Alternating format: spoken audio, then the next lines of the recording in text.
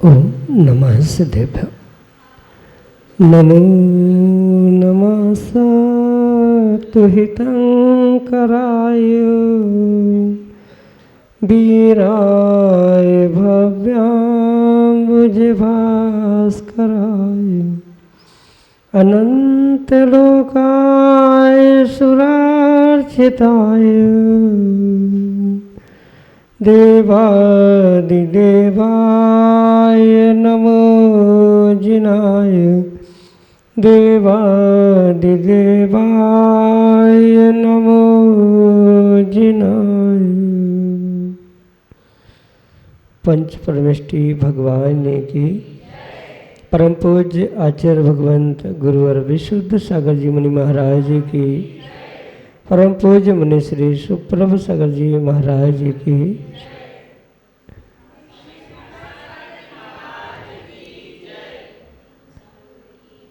एक श्रावक ने तीर्थंकर भगवान के समुसरण में जाके 60,000 प्रश्न किए और उन 60,000 प्रश्नों का तीर्थंकर भगवान ने सम्यक रूप से समाधान प्रदान किए।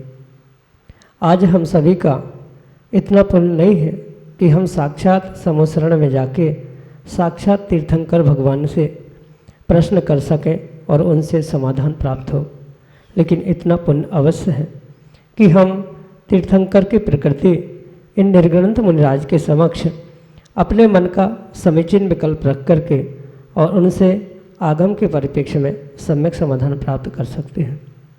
परम पूज्य मुनि श्री सुप्रभ सागर जी महाराज ने प्रश्न नाम के स्वाध्याय के रूप में हमें जो सम्यक समाधान रूपे अनूठी विधा प्रदान की है, उसके माध्यम से निश्चित ही हम अपने मन के विकल्प को परम पूज्य मुनि से तक पहुंचा सकते हैं और अपने मन को निर्विकल्प सम्यक समाधान के रूप में बना सकते हैं, क्योंकि निर्विकल्प मन ही आत्मा का वास्तविक सुख है।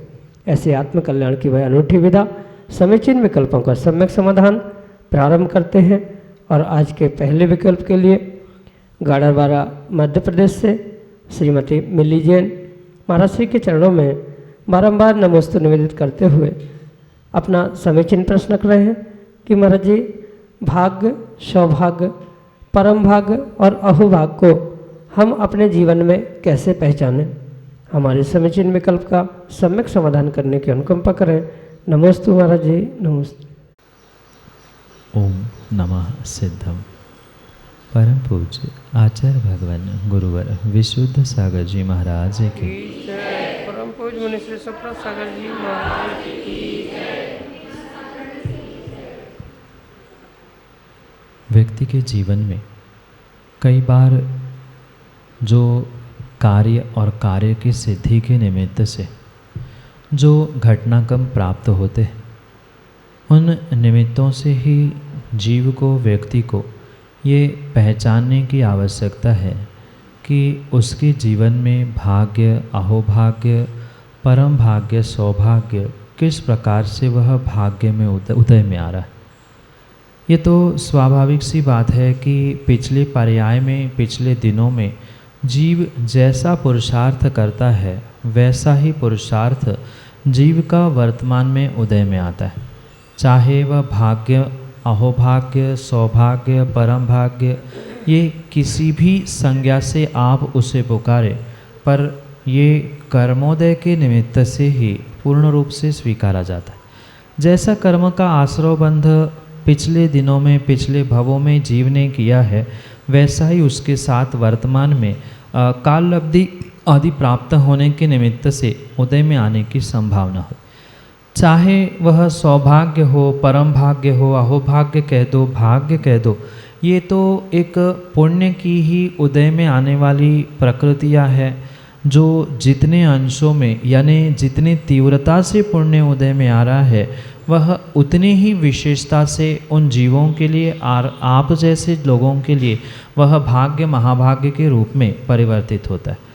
जब आप बहुत अल्प पुरुषार्थ के माध्यम से कार्य की सिद्धि को प्राप्त करते हैं, तब उस भाग्य को आप सौभाग्य के रूप में स्वीकार करें या उसे ही आप महाभाग्य कह सकते हैं।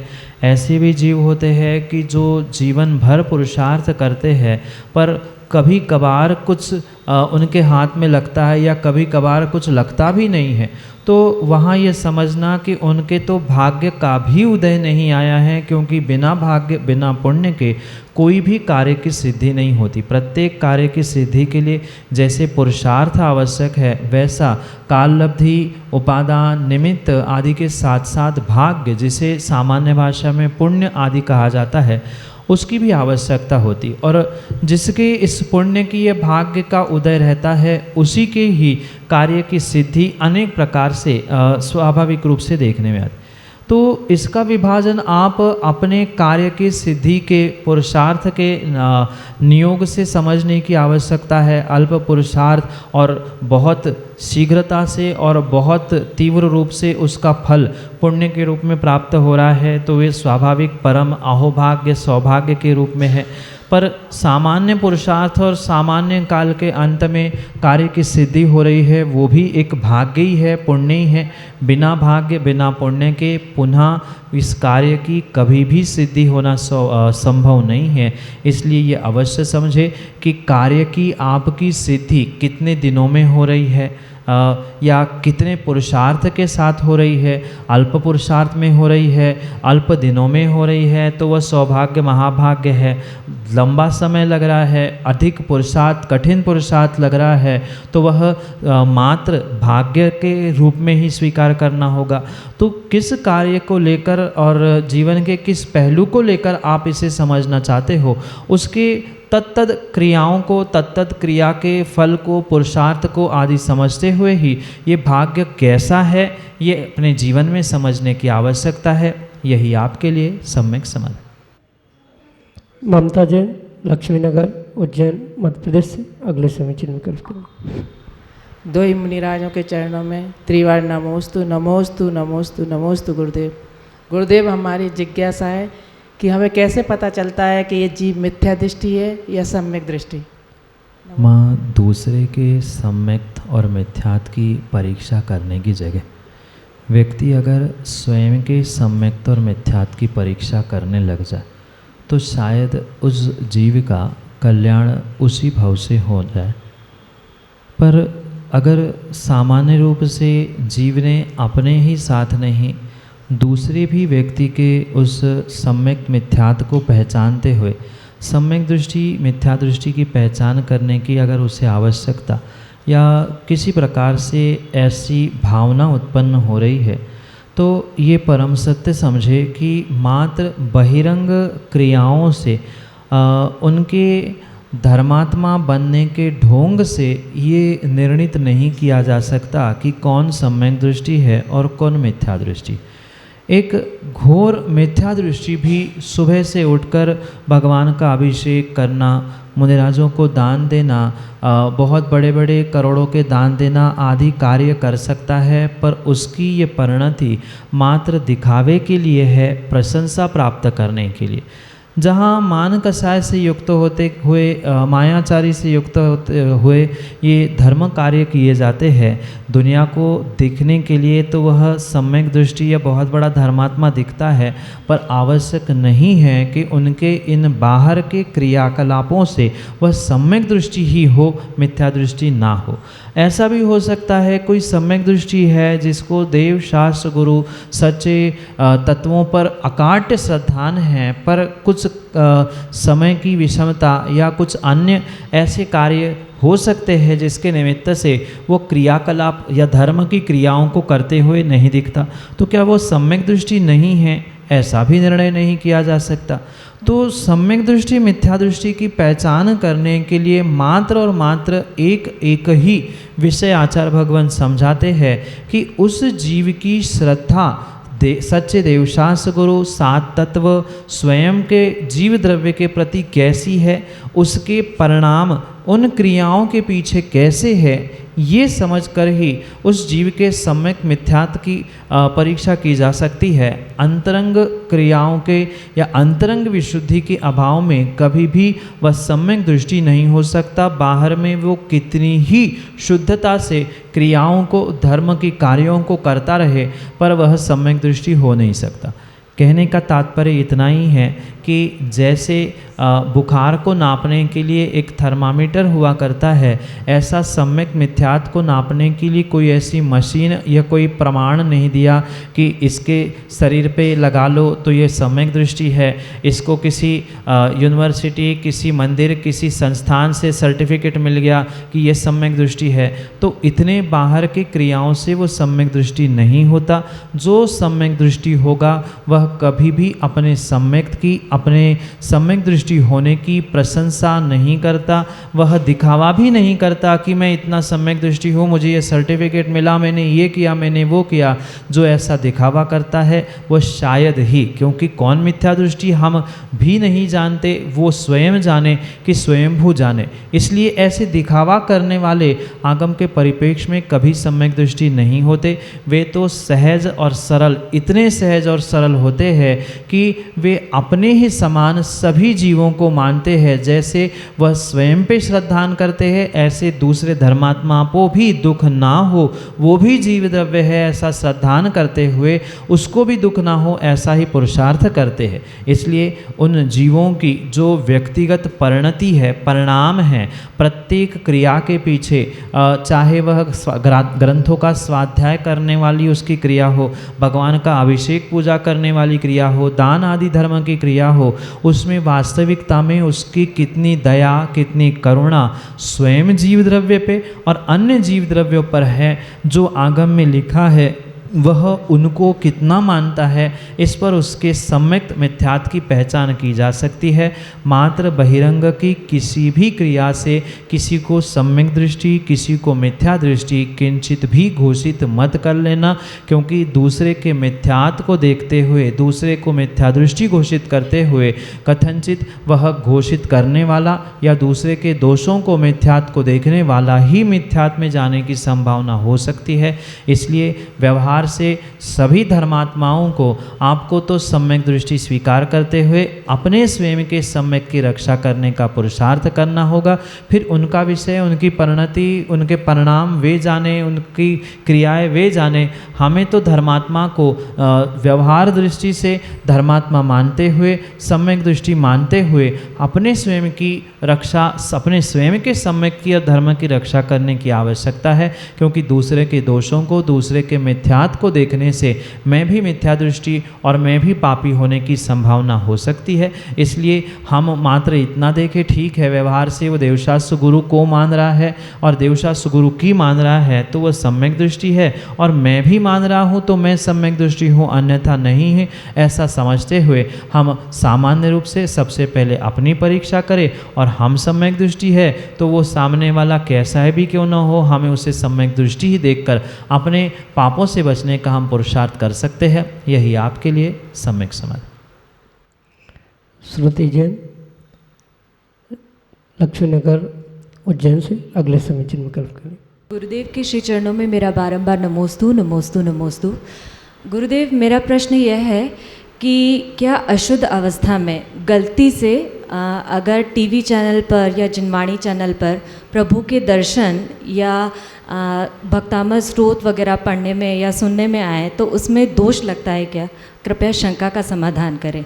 और मेरा दूसरा प्रश्न यह है कि जैसे शाम के वक्त यदि खाना खाते वक्त टीवी चैनल पर गुरुवर के प्रवचन या चालीसा वगैरह सुनने या पढ़ने में दोष लगता है या नहीं, कृपया इसका शंका का समाधान करें।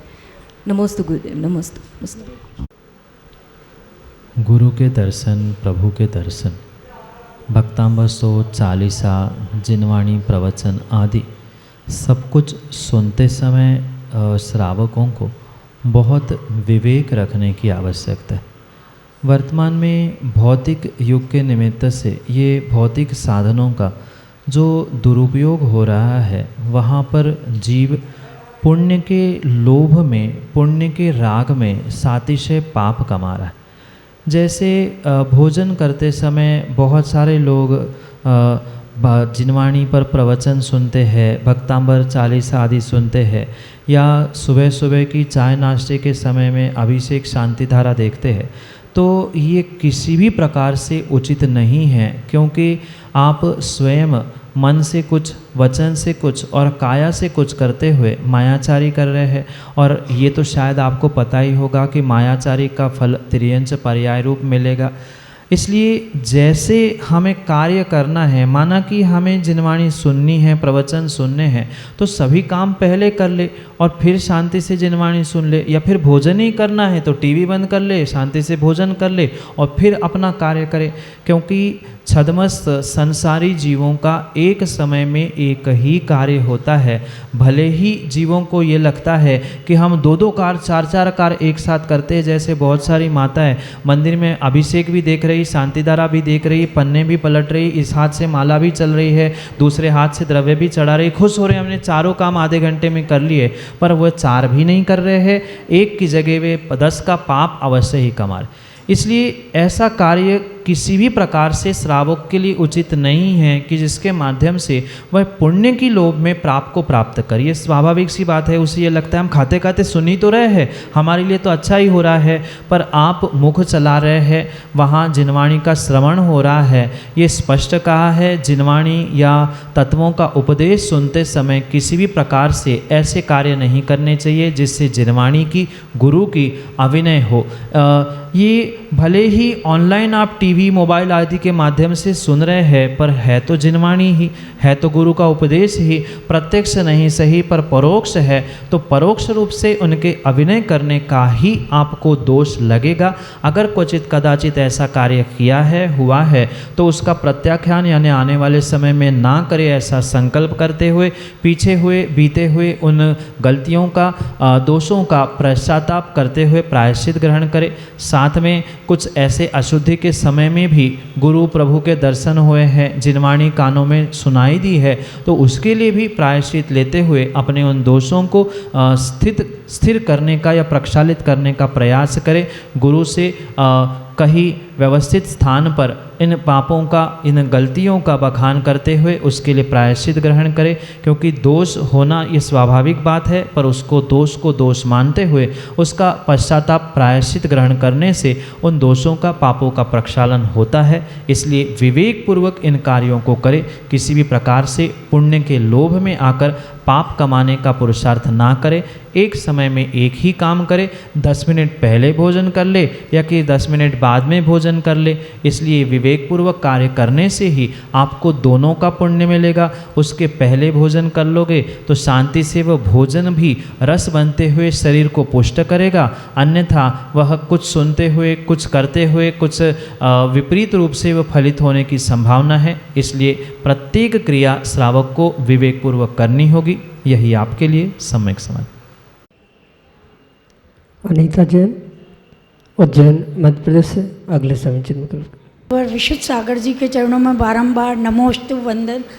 सुप्रभ सागर जी महाराज और प्रणत सागर जी महाराज के चरणों में बारंबार नमन। गुरुदेव, मेरी एक बहुत भयंकर जिज्ञासा है, ये बहुत भयंकर, मेरे को हमेशा मतलब वो एक शल्य देती है कि एक जीव केवल बीज की तरह पुण्य करता है और उसको फल फूल की तरह मिलता है, और मेरे जैसा व्यक्ति फल फूल बोता है अपनी शक्ति से ज़्यादा, और मुझे बीज का पुण्य भी नहीं मिलता है। ऐसा क्यों? ये अंतराय कर्म का उदय या पिछला जो पाप कर्म का उदय, इसके लिए मुझे समाधान चाहिए। माँ, पुण्य कार्य करना और पुण्य कार्य का पुण्य फल मिलना, इसमें ज़मीन आसमान का अंतर है। जो आप वर्तमान में कर रहे हैं वह भविष्य के लिए पुण्य फल देने वाला पुण्य कार्य है, पर जो आज कुछ ना करते हुए भी बहुत कुछ उन्हें मिल रहा है, वह पूर्ण रूप से उनके पिछले किए गए पुण्य कर्म का पुण्य फल मिल रहा है। दोनों को बहुत विवेक से और विशेषता से समझना होगा। एक पुण्य कार्य है और एक पुण्य का फल है, और आज किया हुआ पुण्य कार्य आज ही फलीभूत हो ऐसा किंचित भी आवश्यक नहीं होता। हाँ, अगर आपको आज किया हुआ पुण्य इसी पर्याय में फलीभूत करना है तो उतनी भावों की विशुद्धि के साथ उस पुण्य कार्य को करने की आवश्यकता है। लगभग जीव के साथ अक्सर यही होता है कि वह बहुत बड़े बड़े पुण्य के कार्य तो करता है, पर उन पुण्य के कार्यों को करते हुए कहीं ना कहीं कुछ संक्लेश भावों के साथ या उसके फल की अपेक्षा के साथ कार्य करता है। शायद इसीलिए जो उसे बहुत बड़ा पुण्य का फल बहुत शीघ्र समय में मिलने वाला होता है, उसमें उन भावों की अशुद्धि के कारण, संक्लेशता के कारण कुछ अंतराय प्रकट होता है, विघ्न होता है। तो शुभ भावों का विघ्न भी अंतराय कर्म के रूप में उदय में आता है, चाहे वह लाभांतराय कर्म हो या भोगोभोग अंतराय कर्म हो, दानांतराय कर्म हो या वीर अंतराय कर्म, किसी भी प्रकार से वह फलीभूत होता है। जैसे आपके भावों की परिणति होती है, बिल्कुल वैसा ही जीव को फल भी अवश्य मिलता है। इसलिए पुण्य कार्य करते समय या कोई भी कार्य करते समय बिल्कुल ये विकल्प नहीं करने की आवश्यकता है कि इसका फल मुझे कब मिलेगा, कैसा मिलेगा। अगर आपने विशुद्धि के साथ, सच्चे भावों के साथ दान, पुण्य, धर्म आदि किया है तो ये विश्वास मानना उसका फल आपसे छूटने वाला नहीं है, अगर आपके साथी से पाप का उदय नहीं है तो। क्योंकि ऐसा भी देखने में आता है कि पिछले पाप कर्म का इतना तीव्र उदय रहता है कि वर्तमान का पुण्य उस पाप को ही ठीक करने में चला जाता है। शायद इसीलिए वह वर्तमान का पुण्य कार्य पुण्य रूप फलीभूत ना होते हुए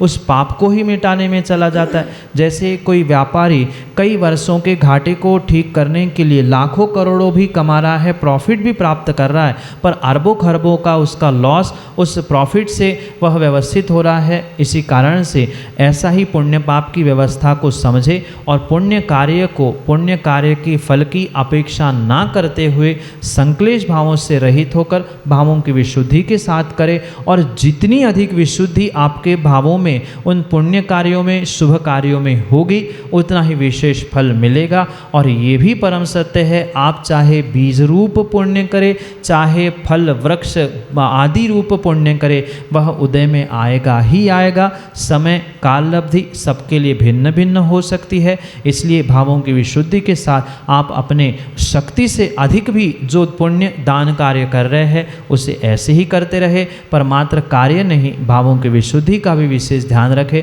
तो वह शीघ्र समय में आपके लिए फलीभूत हो। यही आपके लिए सम्यक समाधान। लक्ष्मी नगर उज्जैन मध्य प्रदेश से नीतू जैन अगले समय चिन्ह विकल्प के लिए। नमोस्तु गुरुदेव, नमोस्तु महाराज जी। मेरा ये प्रश्न है कि आजकल देखने में आ रहा है कि पुराने मंदिर को अपन तोड़कर नया विशाल रूप दे रहे हैं या तो फिर उसका जीर्णोद्धार कर रहे हैं। जीर्णोद्धार करना तो एक उचित है कि अपने पुराना है, कुछ है तो अपने करें, लेकिन उसको जो तोड़कर एक नया विशाल रूप दिया जा रहा है तो क्या उस मंदिर के अतिशय में कुछ कमी होगी? और एक तरह से ये देखने में आ रहा है बहुत सारी जिन प्रतिमाओं पर अभिषेक में निषेध होते जा रहा है। मतलब श्रावक, जैसे अपना आप महावीर जी देख लीजिए, अपना कुंडलपुर देख लीजिए कि बड़े बाबा के चरणों तक ही वो होते हैं, अभिषेक होते हैं। महावीर जी में भी प्रक्षाल सिर्फ एक कपड़े से किया जाता है। तो वो चीज़, सब चीज़ अतिशय की जो कमी होती जा रही है, तो ये विशाल रूप देना उचित है या उसी के कारण अतिशय में कुछ कमियाँ आ रही है? मंदिरों का जीर्णोद्धार करना ये तो श्रेष्ठ कार्य है, पर जीर्णोद्धार कहाँ, कैसा और किन मंदिरों का होना, ये भी आगम के परिप्रेक्ष्य में वर्तमान में बहुत विवेक से समझने की आवश्यकता है। आचार्य भगवंतों ने स्पष्ट लिखा है, जिन मंदिरों की दीवार 2/3 से अधिक सुरक्षित है, उन मंदिरों को तोड़कर उसको जीर्णोद्धार के नाम पर मिटा देना, ये किसी भी प्रकार से जीर्णोद्धार नहीं है, अपितु आने वाले समय में नरक आदि स्थानों में ही पहुंचने की व्यवस्था है। ये आगम प्रमाण से सिद्ध है। चाहे आप इस बात को माँ स्वीकार कर पाओ या न कर पाओ, पर हमारे पास ऐसे अनेक प्रमाण हैं जहाँ आचार्यों ने स्पष्ट लिखा है, मंदिर की दीवार अगर 2/3 से अधिक सुरक्षित है तो वह जीर्णोद्धार करने योग्य मंदिर नहीं है। और वर्तमान में जो अपने कषाय के पुष्टि के पीछे मंदिरों को जीर्णोद्धार के नाम पर धराशाही किया जा रहा है, ये वास्तव में आगम के अनुकूल बिल्कुल भी नहीं है। आगम में जीर्णोद्धार में पुनः तीसरी बार कहना चाहता हूँ कि उन्हीं मंदिरों का कहा है जो वास्तव में जीर्ण शीर्ण हुए हैं, जिनके छत टपक रहे हैं, जिनकी बल्लियाँ या जिनके खंभे टूट चुके हैं, जहाँ बैठना दुष्कर हो रहा है, ऐसे मंदिरों का जिनका 2/3 हिस्से से अधिक हिस्सा नष्ट हो चुका है, ऐसे ही मंदिरों को पुनः जीर्णोद्धारित करना, यही आगम के परिप्रेक्ष्य में पुण्य का कार्य है। अन्यथा नरक ही पहुंचाने की व्यवस्था जीव ऐसे विपरीत कार्यों से करता है। ये भी परम सत्य है कि किसी एक नए मंदिर को बनाने से 8 गुना फल उस जीर्ण मंदिर को या छोटे मंदिर को किसी विशालता प्रदान करने रूप होता है, ऐसा विशेष फल उस जीर्णोद्धार का होता है। पर पुनः जीर्णोद्धार को आगम के परिप्रेक्ष्य में समझे, हाँ कुछ समाज की वृद्धि के निमित्त से छोटे मंदिर को हम बड़ा स्वरूप दे रहे हैं, जहाँ वास्तव में आवश्यकता है वहाँ तो फिर भी समझ में आ सकता है, पर सैकड़ों हजारों वर्ष जिन मंदिरों को हो चुके हैं और आने वाले समय में भी शायद जो सैकड़ों हजारों वर्षों तक जीवित रह सकते हैं, ऐसे मंदिरों को धराशाही करना, ये किसी भी प्रकार का आगम में जीर्णोद्धार रूप स्वीकार नहीं किया गया है। और शायद इस बात से मैं भी सहमत हूँ कि ऐसे कार्य होने से ही जो पूर्व काल के अतिशय देखने में आ रहे हैं, वे वर्तमान में नष्ट होते हुए देखने में आ रहे हैं। और मात्र इतना ही नहीं, अपितु श्रावकों की भी बहुत सारी इनमें गलतियां हैं। जितनी द्रव्य शुद्धि, भाव शुद्धि, वस्त्र शुद्धि और शरीर की शुद्धि के साथ भगवान की पूजा अभिषेक पहले काल में होती थी, वैसी शुद्धि आज मंदिरों में नहीं बची है।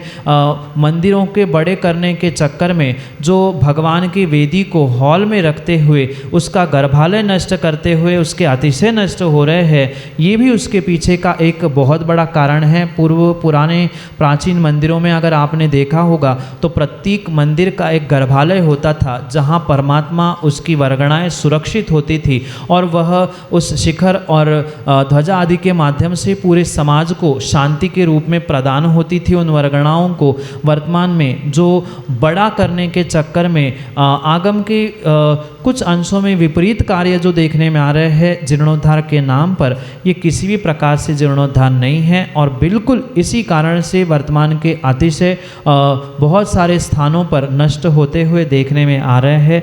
ये किसी एक स्थान की बात नहीं है, अपितु अनेक ऐसे स्थान हैं जहाँ ये विपरीतता के कारण से जो मंदिरों को तोड़कर और बिल्कुल धराशाही, जिनको तोड़ते समय कई सारी क्रेन और कई सारी मशीनरी टूट जाती है, ऐसे मंदिरों को तोड़ना किसी भी प्रकार से आगम के परिप्रेक्ष्य में उचित नहीं है। मैं पुनः कह दूँ, जो जीर्ण शीर्ण हो चुके हैं, ऐसे 2/3 से अधिक जिस मंदिर का नुकसान हो चुका है, उनका ही जीर्णोद्धार होता है। या किसी गुरु आज्ञा से किसी विशेष अनुष्ठान या किसी कार्य के निमित्त से ऐसे मंदिरों को पुनः निर्मित किया जा रहा है, उसका स्थान आदि बढ़ाने की अपेक्षा से तो फिर भी समझ में आता है। पर इनको तोड़ते हुए उनका अतिशय, क्योंकि मात्र परमात्मा की ही पूजा पाठ करने वाले, वे अतिशय कराने वाले चतुर निकाय के देव नहीं होते, अपितु